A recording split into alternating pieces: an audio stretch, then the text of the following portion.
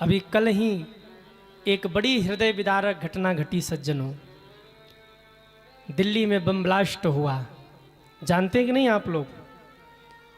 दिल्ली में bomb blast हुआ और सज्जनों अनेक लोग मारे गए। वो जो मरने वाले हैं ना, 1 मिनट पहले सोचा नहीं होगा कि हम मरने वाले हैं। वो तो बेचारे रास्ते से जा रहे थे, कोई गाड़ी में बैठा था, कोई घूमने निकला था, और ब्लास्ट भी इतना तेज हुआ कि 300 मीटर तक लोगों की उंगलियां छिटक गई, मांस के टुकड़े छिटक गए, गाड़ी के शीशे छिटक गए। हमने न्यूज़ देखा, वैसे तो देखता नहीं हूँ, पर कल मुझे सूचना जब मिली तो मैंने न्यूज़ देखा और बड़ी विचित्र स्थिति दिख। 300 मीटर तक उंगलियां छिटकी पड़ी हैं। आप सोचिए, मांस के टुकड़े बिखरे पड़े हैं, गाड़ी के शीशे 300 मीटर तक बिखरे पड़े हैं। इतना भयंकर ब्लास्ट हुआ और कितना भयानक दृश्य था, आप लोगों ने देखा होगा, जानते होंगे, मुझे कहना नहीं है। सज्जनों, इतनी हृदय विदारक घटना घटी। कई बच्चे घूमने निकले रहे होंगे कि चलो घूम के आते हैं, लाल किला मेट्रो घूम के आते हैं। कोई माता बहन खरीदारी करने निकली रही होगी कि चलो शाम का समय है, 7 साढ़े 7 बज रहे हैं, कुछ खरीद के लाते हैं। कोई इस आस में अपने घर जा रहा होगा कि जाएंगे, बच्चों के लिए गिफ्ट लिया होगा या कोई वस्तु ली होगी, बच्चों को देंगे, परिवार से मिलेंगे। उनको क्या पता कि ये शाम ही उनके जिंदगी की आखिरी शाम है। दिल्ली के उस काली शाम ने न जाने कितनों घरों के दिए बुझाए होंगे, न जाने कितनों को काल के गाल में समेट दिया सज्जनों। और इतनी भयानक घटना, 12 लोगों की पुष्टि हो गई मृत्यु की, कि 12 लोग मरे हैं और अभी कई दर्जन लोग हॉस्पिटल में जिंदगी और मौत के बीच जंग कर रहे हैं। अब जाएंगे कि तब जाएंगे, कोई भरोसा नहीं है। और विस्फोट इतना तेज था सज्जनों कि स्टेशन पे खड़ी रेलगाड़ी के जो शीशे होते हैं ना, वो शीशे भी चिटक गए। विस्फोट इतना तेज था। जितनी भी गाड़ियां, 22-25 गाड़ियां लगभग मैंने देखा, उसमें 22-25 गाड़ियां कुछ ही समय में जल करके राख हो गई, कोई बचा नहीं पाया।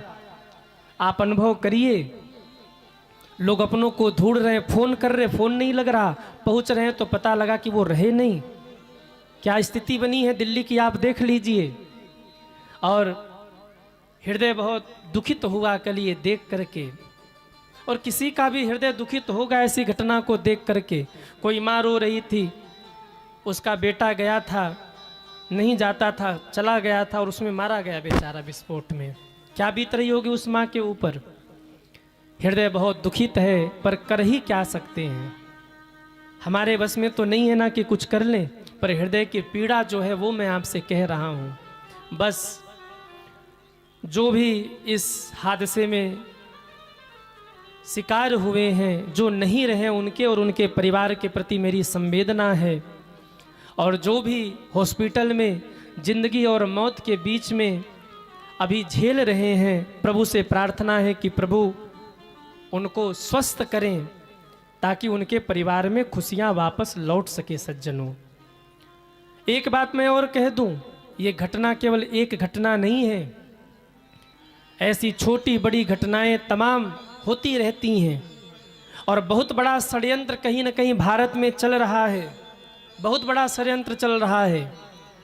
आपको भी बच के रहना है और अपने परिवार को भी सज्जनों बचा करके रखना है।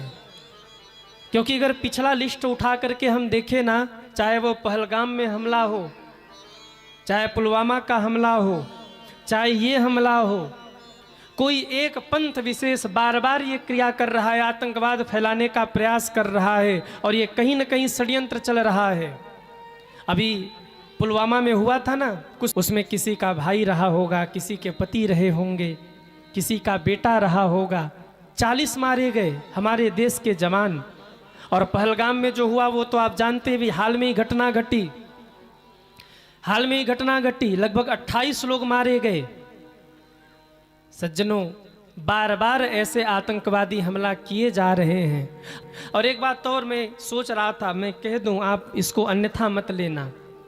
मैं किसी का पक्ष या विपक्ष लेकर नहीं कह रहा हूं। इन दिनों एक पदयात्रा भी चल रही है, आप सबको सूचना होगी। बागेश्वर धाम के पीठाधीश्वर संतों के परम लाडले धीरेन्द्र कृष्ण शास्त्री जी दिल्ली से वृंदावन की पदयात्रा कर रहे, जिसमें लाखों सनातनी एकत्रित हुए हैं और उनका उद्देश्य है सभी सनातनियों को एक करना।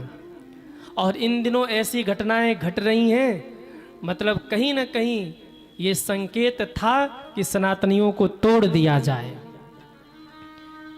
पर ठाकुर जी ने शायद बुद्धि घुमाई हो, भगवान ने दिशा घुमाई हो। उनकी तो यात्रा चल रही है, सारे संत समाज के लोग उनके साथ है, सारे कथावाचक लोग अपनी सहमति उसमें दे रहे हैं, वो ठीक है, अलग का विषय है। पर ये एक घटना नहीं है। पहलगाम में केवल धर्म पूछ करके मारा, हिंदू हो गोली मार दिया। ये कौन लोग हैं?